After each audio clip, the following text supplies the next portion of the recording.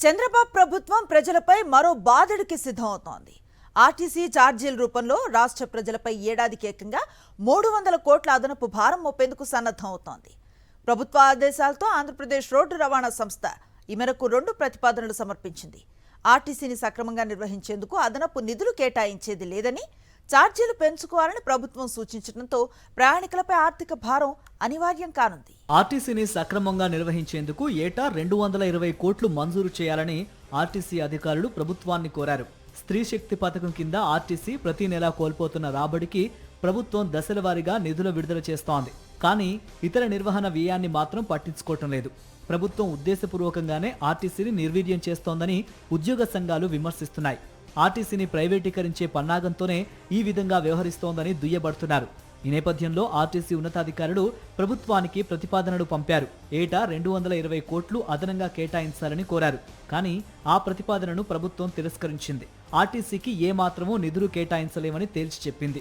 ఛార్జీలు పెంచుకుని నష్టాలను పూడ్చుకోవాలని సూచించింది. దాంతో ఛార్జీల పెంపుదలకు ఆర్టీసీ ఉన్నతాధికారులు ప్రతిపాదనను సమర్పించారు. ప్రయాణికుల నుంచి ఛార్జీల ద్వారా ఏటా 300 కోట్లు అదనపు రాబడి సాధించాలని ప్రభుత్వం సూత్రప్రాయంగా నిర్ణయించింది. ప్రస్తుతం ఆర్టీసీని ప్రయాణికుల నుంచి టికెట్ ఛార్జీల రూపంలో ఏటా 6,551.69 కోట్ల రాబడి వస్తోంది. కాగా నిర్వహణ వ్యయం పెరుగుదలను సాకుగా చూపిస్తూ ఛార్జీల పెంపునకు 2 ప్రతిపాదనలను ఆర్టీసీ అధికారులు ప్రభుత్వానికి సమర్పించారు. ప్రతిపాదన 1ని పరిశీలిస్తే కిలోమీటర్కు 4.15 పైసల చొప్పున పెంచుతారు.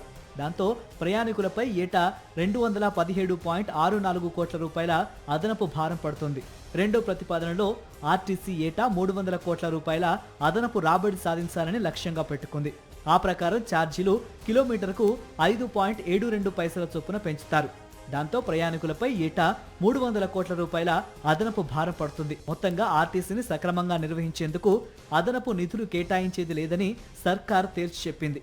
ఆర్టీసీ ఛార్జీల పెంపుపై సంబంధిత అధికారులతో సీఎం చంద్రబాబు సమీక్షించారు. ప్రభుత్వం పచ్చజెండా ఊపగానే ఛార్జీల మోత మోగనుంది.